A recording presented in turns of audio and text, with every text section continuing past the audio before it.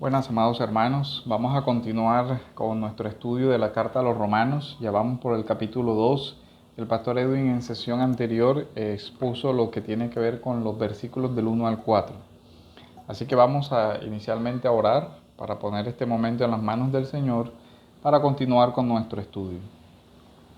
Bendito Dios, te rogamos, Señor, que sea tu palabra hablándonos, exhortándonos, enseñándonos y bendiciéndonos, Señor, en este momento. Que seas tú ayudándonos en todo, Padre, para estudiar tu palabra y para comprenderla y ponerla por obra en el nombre de Jesús. Amén. El famoso texto de Tomás Hoff, el Leviatán, tiene una frase que bien podría resumir lo expuesto hasta los primeros 4 versículos del capítulo 2 del libro de Romanos.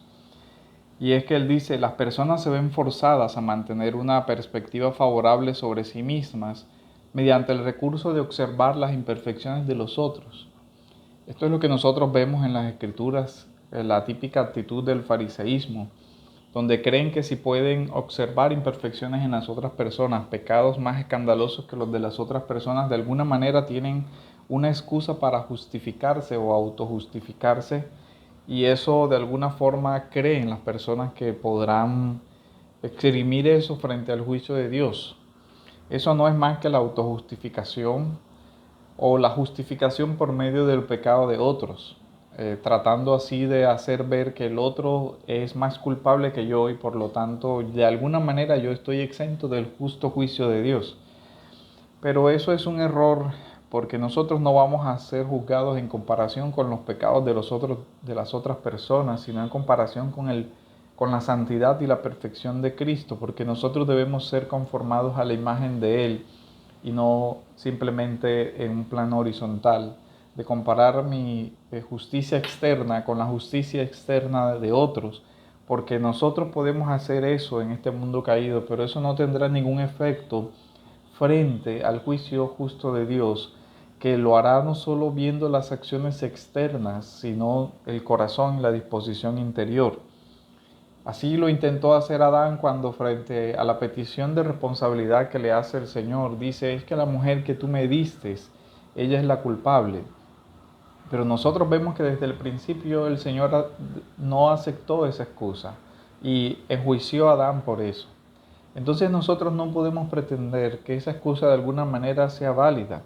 Nosotros seremos juzgados por la verdad, no en comparación con otro ser humano caído, sino por la verdad encarnada, por la palabra de Dios que es Cristo. Él es la ley frente a la cual nosotros vamos a comparecer algún día y seremos juzgados. Entonces, esa es la actitud que nosotros debemos asumir y centrarnos y mirar a Cristo, mirar la cruz, y así entenderemos que no nos podemos autojustificar delante de Él. Habiendo hecho ese pequeño resumen, vamos a leer el texto que está en el capítulo 2 de la carta a los Romanos, en el versículo 5. Mas por causa de tu terquedad y de tu corazón no arrepentido, estás acumulando ira para el día de la ira y de la revelación del justo juicio de Dios. Estoy citando la versión de la Biblia de las Américas. Ahora leamos la versión en Reina Valera del 1960. Dice este mismo versículo. Pero por tu dureza y por tu corazón no arrepentido, atesoras para ti mismo ira para el día de la ira y de la revelación del justo juicio de Dios. Atesoras ira para el día de la ira. Acumulas ira para el día del juicio. La actitud que hemos venido viendo en los primeros versículos, donde el hombre pretende excusarse frente a Dios, criticando a otras personas y con esa actitud propia del fariseísmo, que es la de la superioridad. Aquí vemos que esa comparación externa del yo soy mejor que tú, porque yo no cometo visiblemente las mismas cosas que tú haces, lo único que hace es que la persona acumula ira para el día de la ira, porque está viendo hacia otro ser humano y comparándose con él cree que está justificado o que cree que está en mejor posición frente a Dios. Y esto es un error, porque no es mirando hacia el otro lado que nosotros podemos ver la corrupción de nuestros corazones, sino mirando hacia Cristo, mirando hacia Dios. Y cuando miramos hacia la cruz, entonces podemos ver la corrupción de nuestro corazón. Y esa es la única forma como nosotros podemos reconocer nuestro pecado y arrepentirnos delante de Dios de él. Porque si nosotros no nos arrepentimos de ese pecado, estamos acumulando ira para el día de la ira. Pero la dureza de nuestro corazón o la terquedad de nuestro corazón es el principal problema. Nosotros debemos recordar que la ira que se está hablando en este texto es la ira venidera, la ira de Dios, la revelación del justo juicio de Dios. En la segunda carta del apóstol Pablo a los Corintios, en el versículo 10, nos dice algo que nosotros debemos tener presente para orientarnos en la interpretación de este texto. Todos, absolutamente todos, toda la humanidad comparecerá ante el tribunal de Cristo. Porque todos debemos comparecer ante el tribunal de Cristo para que cada uno sea recompensado por sus hechos estando en el cuerpo, de acuerdo con lo que hizo, sea bueno o sea malo. La dureza de corazón de la que habla aquí proviene del Nuevo Testamento, tiene aquí en este texto la palabra griega esclerotes, que se refiere literalmente a una callosidad o a un endurecimiento. Esta es la palabra que en nuestro español pasa como esclerosis. Y en medicina se usa arteriosclerosis, que tiene que ver con el endurecimiento físico de las arterias. Y es una imagen que representa el corazón humano. Nuestro corazón está endurecido, está casi hecho una piedra, como la imagen que nosotros vemos en los profetas. Frente a esa dureza de corazón no hay lugar para el arrepentimiento, y una de las expresiones de esa dureza de corazón es el pretender justificarnos a nosotros mismos comparándonos unos con los otros. En el contexto de Romanos, eran judíos comparándose con los paganos y diciendo es que nosotros no somos tan pecadores como ellos. O incluso paganos buenos ciudadanos diciendo, pero es que aunque ellos son religiosos también cometen estas cosas. Y ahí vemos la dureza de corazón. Los judíos en el capítulo 2 podían creer que ellos, por haber recibido la herencia de la ley de Dios, por haber recibido el pacto, las promesas y la promulgación de ellas, tema del cual Pablo nos va a hablar en el capítulo 9 al 11, de la relación entre judíos y gentiles, de pronto ellos podían creer que de alguna manera estaban en la capacidad de juzgar las acciones de los gentiles, y que de alguna manera eso les excusaba un poco delante de Dios o delante del juicio de Dios. Pero Pablo, en otro aparte, hablándole a los Corintios en el capítulo 10, versículos del 1 al 11, nos muestra que realmente el pueblo de Israel tampoco era diferente a lo que nosotros vemos hoy. En ese texto él dice, porque no quiero que ignoréis, hermanos, que nuestros padres todos estuvieron bajo la nube y todos pasaron por el mar, haciendo la referencia al éxodo, a la salida del pueblo de Israel. En la época de Moisés, dice, y en Moisés todos fueron bautizados, en la nube y en el mar. Todos comieron el mismo alimento espiritual y todos bebieron la misma bebida espiritual, porque bebían de una roca espiritual que los seguía, y la roca era Cristo. Sin embargo, Dios no se agradó de la mayor parte de ellos, pues quedaron tendidos en el desierto. Estas cosas sucedieron como ejemplo para nosotros, a fin de que no codiciemos lo malo como ellos lo codiciaron. El texto nos dice que el pueblo infringió el mandamiento de no codiciar, pero además dice, no seáis pues idólatras como lo fueron ellos. O sea, les dice a los corintios, no sean idólatras como lo fue el pueblo de Israel en el desierto. Pues ellos codiciaron, fueron idólatras, según está escrito. El pueblo se sentó a comer y a beber, y se levantó a jugar.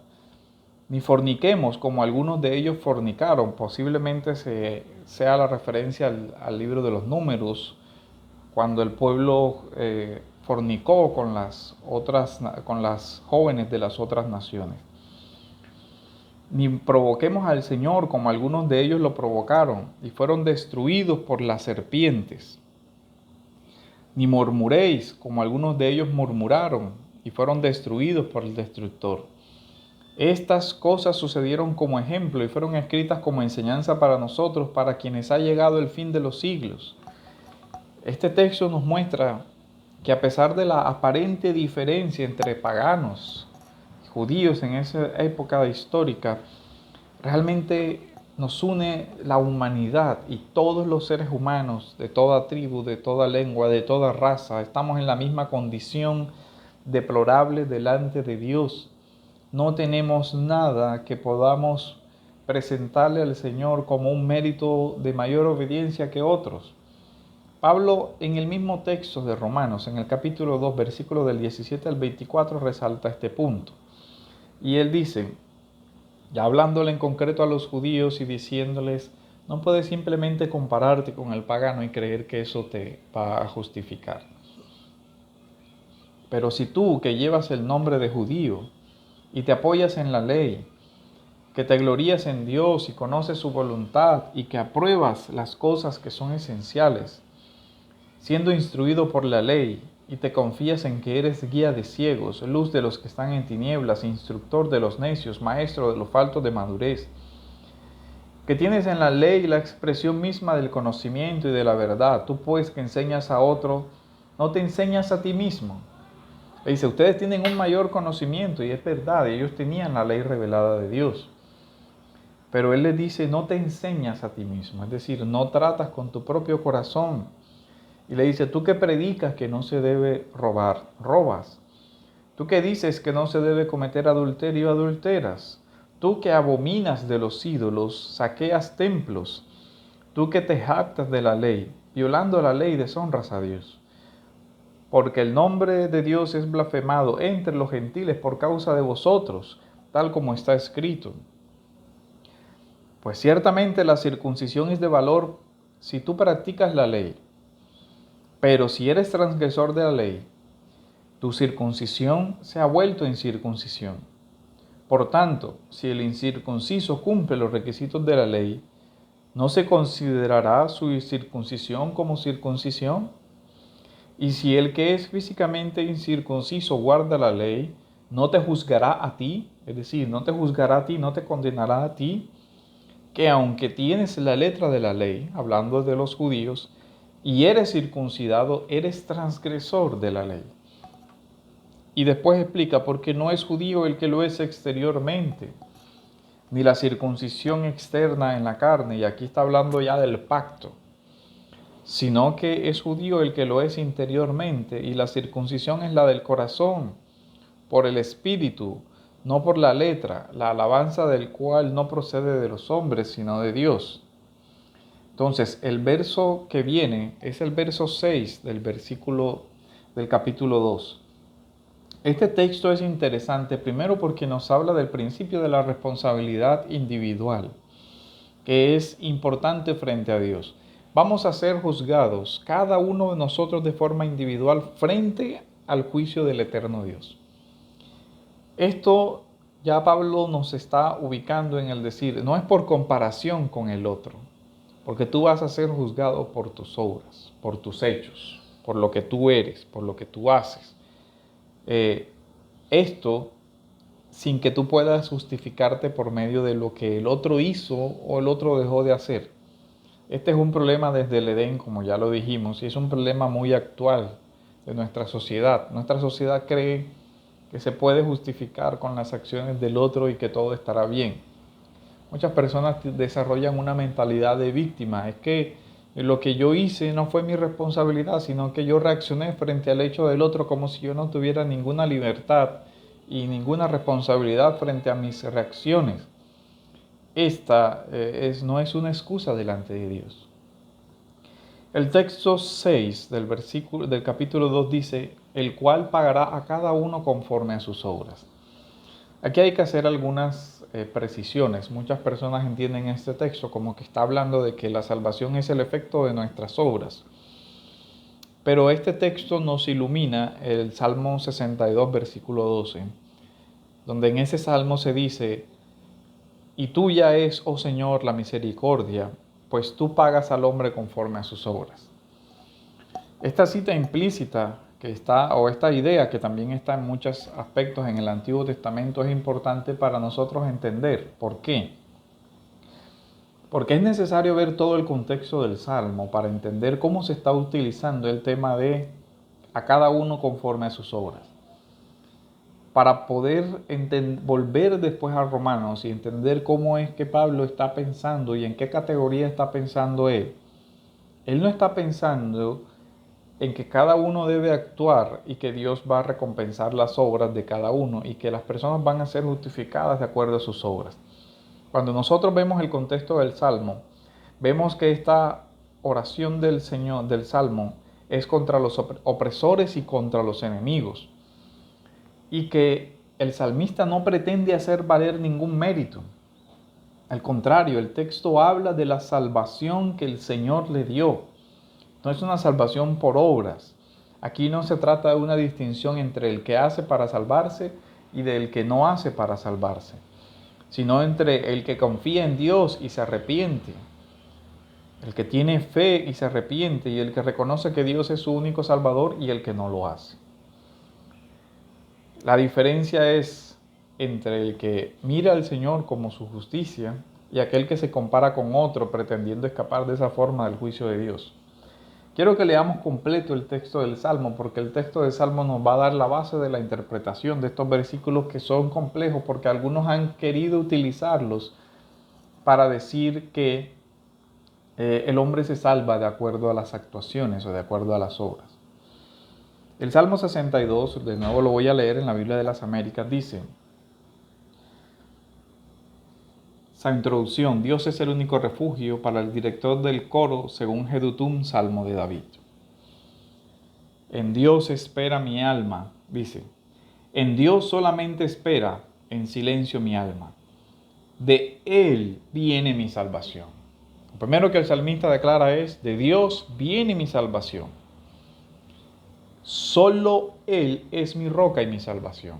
Vuelve a insistir, la salvación viene del Señor.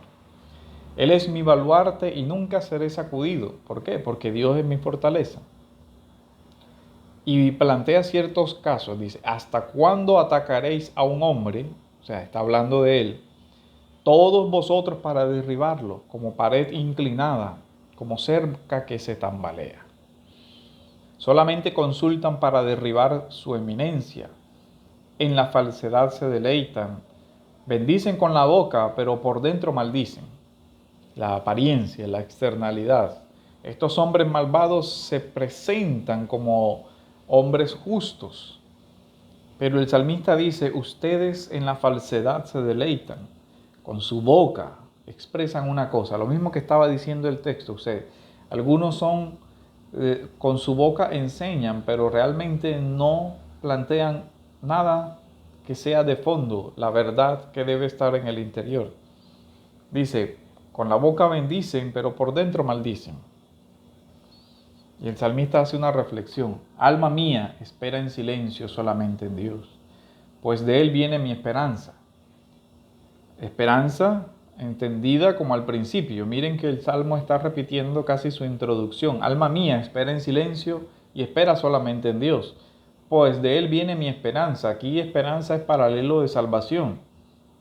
Y de nuevo el versículo 6 de ese Salmo nos lo va a decir: solo Él, refiriéndose a Dios, solo Él es mi roca y mi salvación. Él es mi refugio y nunca seré sacudido. En Dios descansan mi salvación y mi gloria. Tema de la gloria, que es tema de la honra, que también va a aparecer más adelante en la carta a los Romanos, diciendo que aquellos que obedecen tendrán salvación y gloria. El Señor es mi fortaleza, mi refugio, está en Dios. Confiad en Él en todo tiempo. Este confiad es de fe, de emuná, de creer, de fidelidad, de confesar con mi boca que Jesús es mi Salvador. Pero eso va de acuerdo a una experiencia interna. Dice: oh pueblo, derramad vuestro corazón delante de Él. Dios es nuestro refugio. Versículo 9 dice: los hombres de baja condición son solo vanidad, y los de alto rango son mentira. En la balanza suben. No confíes en la opresión, ni en el robo pongáis vuestra esperanza. Si las riquezas aumentan, no pongáis el corazón en ellas. Una vez ha hablado Dios, 2 veces he oído esto, que de Dios es el poder. tuya es, oh Señor, la misericordia, tú pagarás al hombre conforme a sus obras. Así termina el Salmo. Tú pagarás al hombre conforme a sus obras. Por el Salmo vemos que lo que David está diciendo es que él tiene la esperanza, la confianza en Dios, de que Dios pagará a todas esas personas que le están deseando el mal, que están atacándolo, a todos esos enemigos. Dios les dará conforme a sus obras. Entonces aquí vemos como el justo no busca tener una justicia propia. Él no está diciendo, yo soy mejor que él y por eso yo merezco tal cosa, sino que está diciendo desde el inicio, tú eres mi salvación, tú eres mi roca, en ti confío, a ti me acojo, tú eres quien me va a guardar del malo y de mis enemigos que tratan de engañarme. Porque lo complejo aquí es que el salmista declara que esas son personas que con su boca le bendicen o bendicen al Señor, pero por dentro realmente maldicen. Y es difícil saber quiénes son realmente esos enemigos. Y Pablo creo que está utilizando el mismo concepto en Romanos para decir que muchas de esas personas religiosas con su boca dicen una cosa, pero su corazón está fuera de lo que están diciendo. Y es para nosotros muy difícil saber cuándo alguien dice la verdad y cuándo no. Pero sin embargo, el hecho es que no es por esa justicia externa que se van a juzgar y se engañan si logran sostener esa apariencia externa, pero si el corazón no está realmente en ese horizonte. Otro texto que nos puede ayudar aquí es el texto de Proverbios. El capítulo 24 del libro de los Proverbios, vemos otra vez la misma estructura que encontramos en el Salmo, donde está el justo y el injusto. Y en el verso 12 encontramos esta expresión: no dará a cada uno según su obra. De nuevo el énfasis, si uno lee todo el contexto del Proverbio 24, es la diferencia entre el justo y el injusto. La nueva traducción viviente, que es una traducción muy dinámica, pero que en este caso nos ayuda a orientarnos sobre el sentido de lo que estamos diciendo. En el versículo 11 al 12 lo traduce así: rescata a los que están injustamente condenados a morir. Sálvalos mientras van tambaleando hacia su muerte. No te excuses diciendo, ¡ay, no lo sabíamos! Pues Dios conoce cada corazón y Él te ve. El que cuida tu alma sabe bien que tú sabías. Él pagará a cada uno según merecen sus acciones. Más adelante es interesante porque en Romanos nos va a decir que los gentiles no pueden decir que tienen excusa. No sabíamos que la ley decía tal cosa, porque nadie puede decir no sé. Sobre todo porque Romanos 1, 18 al 20 ya nos habla de la revelación general de Dios, del justo juicio de Dios, y que todos al ver la creación podemos ver su eterno poder y su deidad. Así que no hay excusa. Eso nos ayuda a delinear la interpretación del siguiente texto de Romanos, que es un texto complejo que vamos a leer. A los que por la perseverancia en hacer el bien buscan gloria, honor e inmortalidad, vida eterna. Pero a los que son ambiciosos y no obedecen a la verdad, sino que obedecen a la injusticia, ira e indignación. Versículo 9. Habrá tribulación y angustia para toda alma humana que hace lo malo, al judío primeramente y también al griego. Y este punto es interesante porque no hace una diferencia entre unos y otros. Dice, todo ser humano que no actúa de acuerdo a la verdad de Dios, de acuerdo al Evangelio, de acuerdo a la ley, tendrá su condenación. Habrá tribulación y angustia para toda alma humana que hace lo malo. Versículo 10, pero gloria y honor y paz para todo el que hace lo bueno, al judío primeramente y también al griego. Ya nos va conectando que está hablando a ambos pueblos.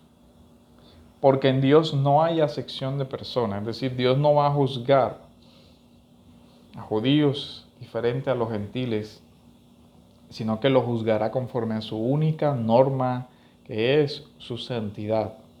y no hay excusa. Estos textos Pablo nos da hablando del día de la ira, del día del juicio que será revelado.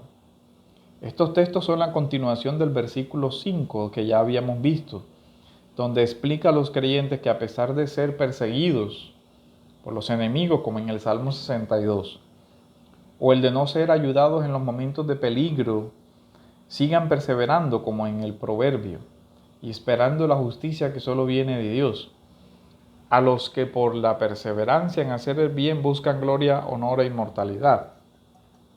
Todo creyente debe buscar esta esperanza, perseverancia, honor e inmortalidad y vida eterna. Ese es el objetivo hacia el que todo creyente camina. Pero nosotros sabemos que esa vida eterna es un don de Dios. Hay un contraste, dice, pero los que son ambiciosos y no obedecen a la verdad. Es decir, que aquellos que buscan honor, inmortalidad y vida eterna obedecen a la verdad. Hay una obediencia ahora. ¿Cuál es el fruto de esa obediencia?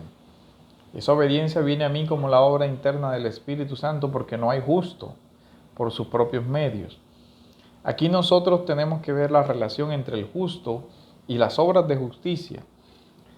Ya sabemos que nadie es justo por sus propias obras, pues más adelante el hilo de la argumentación de Pablo explicará que no hay justo ni aun uno, Romanos capítulo 3, versículo 10, y que la justicia viene por la fe en Cristo, para todos los que creen en Él, Romanos 3, 22. Y para ilustrar esa justicia de la que Él está hablando, esa justicia que viene por la fe, nos va a poner un ejemplo, el ejemplo de Abraham, que fue declarado justo sin obras por la justicia de la fe, como dice Romanos 4:3. Pues creyó Abraham a Dios y le fue contado por justicia, Romanos 4:3. Entonces ahí nosotros vemos que el creyente no es justificado por sus obras. Así que estos textos no se pueden tomar para decir que seremos juzgados de acuerdo a lo que cada uno haga. Luego entonces la vida eterna va a depender de lo que todos y cada uno de nosotros hiciera. Porque es evidente que si interpretamos esto en el capítulo 2, sería incongruente el capítulo 3 donde dice lo contrario. Si nosotros vamos a interpretar este texto, tenemos que tener en cuenta la unidad del pensamiento del autor y la unidad del pensamiento dentro de la misma carta y por supuesto la unidad del pensamiento del autor en sus otras cartas. Y aquí podemos referirnos a Efesios, donde Efesios claramente nos enseña que la salvación es por la gracia de Dios y que no es por ningún mérito humano. Y así, pero el mismo texto de Romanos nos deja claro que Pablo sabe que nadie es justo por sus propias obras y que no hay ningún mérito en la salvación. Y para eso nos pone el ejemplo de Abraham. Abraham fue justificado porque creyó en la promesa del Señor, no por sus obras. Por eso el texto dice, creyó Abraham y le fue contado por justicia. Romanos capítulo 3, versículo 3. El creyente es justificado por la fe sin obras. El impío es condenado por sus obras. Eso es diferente. El creyente es justificado por la fe sin obras, porque no las puede tener para mostrarlas. El creyente se acoge a la obra de Dios, a la obra de Cristo, y se le imputa una justicia que él no tiene. Es justificado por haber creído en aquel que obró, o por la obra de Cristo. Pero quien es condenado por sus obras. Un ejemplo de esto lo podemos ver en Isaías, en el capítulo 3, versículos del 10 al 11, donde Isaías dice, decid a los justos que les irá bien, porque el fruto de sus obras comerán. Ay del impío, le irá mal, porque lo que él merece se hará. El justo come del fruto de sus obras, pero debemos tener en claro que ese fruto de sus obras también es algo que el Espíritu Santo le ha dado. El texto de Jeremías, en el capítulo 17, versículo 10, también expresa esta misma idea. Más engañoso que todo es el corazón,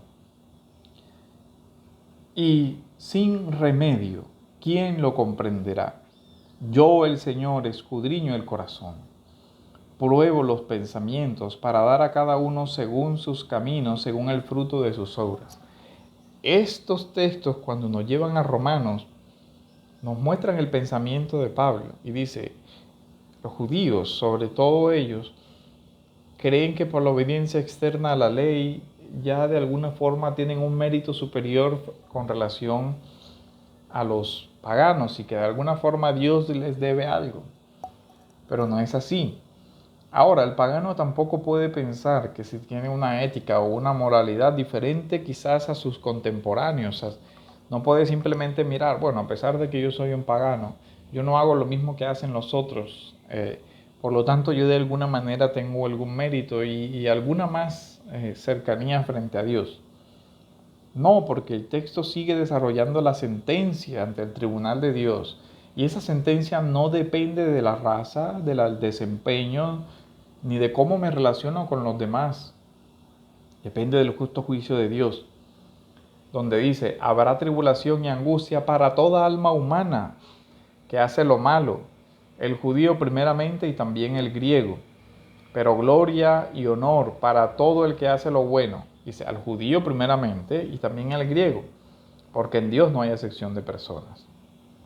Aquí no hay distinción entre judío o gentil, tema que se desarrollará más adelante en los capítulos del 9 al 11. Si un judío vive según la ley, esto no lo salva ante Dios, porque su obediencia es fruto de la fe. Si un gentil obedece a Dios en fe, no lo salvan sus obras, lo salva la fe. No son las buenas obras que pudo haber hecho guiado por su conciencia o por su conocimiento natural o por la revelación general lo que lo va a salvar, porque no hay distinción entre unos y otros. La salvación viene por la fe para ambos. Y por eso están el ejemplo de Abraham y el ejemplo de Adán en el capítulo 4 de Romanos y en el capítulo 5. Ahora, la fe en el creyente debe dar buenos frutos. Dios justifica solo por la fe, pero debemos saber que esta fe no está sola. Esta fe se debe expresar en buenas obras de justicia que Dios ha preparado. Y Pablo lo dice en Efesios capítulo 2, versículos del 8 al 10, que es, como habíamos dicho, importante por el tema de que debemos entender la unidad del pensamiento del autor. El texto nos dice, porque por gracia habéis sido salvados por medio de la fe. Somos salvos por medio de la fe. Hemos sido salvados, dice el texto, en pasivo, para nosotros.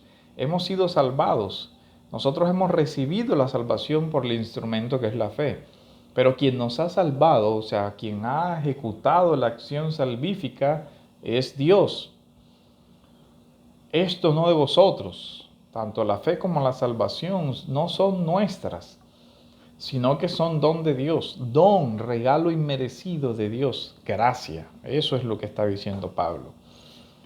Y dice, no por obras, es decir, ni la salvación ni la fe son obras, ni por obras son obtenidas, para que nadie se gloríe, porque somos hechuras suyas, creados en Cristo Jesús para buenas obras. Somos creados para buenas obras, pero no son las buenas obras las que nos salvan. Al contrario, estas buenas obras son el efecto, el fruto de la fe, los cuales Dios preparó de antemano para que anduviéramos en ellas. Dios preparó estas buenas obras para que una vez salvados anduviéramos en ellas. Nuestra confesión explica en el capítulo de las buenas obras, que es el capítulo 16, me estoy refiriendo a la Confesión de Fe de Londres de 1689, este tema para que nos quede claro cómo esto está en armonía con lo que nosotros creemos. En el párrafo 3 dice, la capacidad que tienen los creyentes para hacer buenas obras no es de ellos mismos de ninguna manera, sino que es una obra llevada a cabo completamente por el Espíritu de Cristo. Y para que ellos puedan tener esta capacidad, además de las virtudes que ya han recibido, se necesita una influencia efectiva del mismo Espíritu para obrar en ellos tanto el querer como el hacer por su buena voluntad. Sin embargo, no deben volverse negligentes por ello. como si no estuviéramos obligados a cumplir deber alguno aparte del impulso especial del Espíritu Santo, sino que deben ser diligentes en avivar la gracia de Dios que está en ellos. No vamos a leer todos los textos que acompañan esta afirmación del párrafo, que todos sabemos que son varios, pero sí lo que queremos reflexionar es como punto final. Hay un auge de esa idea farisea entre personas y entre iglesias donde la comparación es: yo hago esto, tú no haces esto. Yo soy superior a ti porque yo sí cumplo esto, y muchas veces vemos que eso acaba por ser un subjetivismo. Yo creo que se debe hacer de tal manera y desprecio a todo aquel que no lo haga de la misma manera que yo lo estoy haciendo, negando la diversidad que hay en la misma historia de la Reforma, en la misma historia del pueblo de Dios, que ha asumido diferentes puntos de vista sobre ciertas cosas.